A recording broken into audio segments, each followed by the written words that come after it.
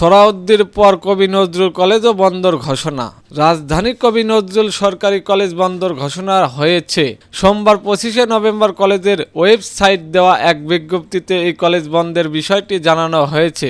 বিজ্ঞপ্তিতে বলা হয়, অনিবার্য কারণবশত মঙ্গলবার 26শে নভেম্বর কবি নজরুল সরকারি কলেজ শ্রেণী পাঠদান বন্ধ থাকবে। এর আগে সরকারি শহীদ সোহরাওয়ার্দী কলেজ বন্দর ঘোষণা করা হয়। রোববার 24শে নভেম্বর কলেজের অধ্যাপক স্বাক্ষরিত বিজ্ঞপ্তিতে বলা হয়েছে, অনিবার্য কারণবশত 25-26 নভেম্বর কলেজের সব শ্রেণীর কার্যক্রম বন্ধ থাকবে। এদিকে রাজধানীর যাত্রাবাড়িতে ডক্টর মাহবুব রহমান মোল্লা কলেজের হামলা ও ভাঙচুর চালানোর ঘটনা ঘটে।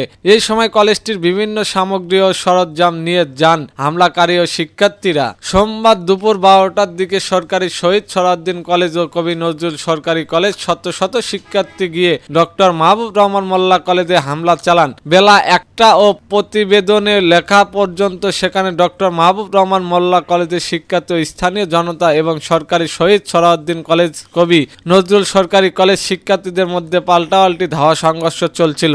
এর আগে ভুল চিকিৎসার অভিজিৎ হাওলাদার নামের এক শিক্ষার্থী মৃত্যুর অভিযোগের জেরে রোববার পুরান ঢাকা ন্যাশনাল মেডিকেল কলেজ ও সরকারি শহীদ সোহরাওয়ার্দী কলেজে ব্যাপক ভাঙচুর ও লুটপাট চালান। ডক্টর মাহবুব রহমান মোল্লা কলেজের শিক্ষার্থীরা আমেরিকান সিসিআই ভিত্তিতে পড়াশোনা ও টয়েস ফলে 420 অথবা IELTS পাস-এ আবেদন। প্রত্যক্ষদর্শী ও সংশ্লিষ্ট ব্যক্তিদের সঙ্গে কথা বলে জানা যায়, আগের দিনে হামলার জেরে আজ ডক্টর মাহবুব রহমান মোল্লা কলেজে হামলা চালানো হয়। সংঘর্ষের ওই সড়কে যান চলাচল বন্ধ হয়ে যায়। আশপাশের সড়কের তীব্র যানজট জড়িয়ে পড়ে। ঘটনাস্থলে আইনশৃঙ্খলা রক্ষাকারী বাহিনী বিপুল সংখ্যক সদস্যকে দেখা গিয়েছে। তারা পরিস্থিতি নিয়ন্ত্রণের চেষ্টা করছেন। এতক্ষণ আমাদের সাথে থাকার জন্য ধন্যবাদ।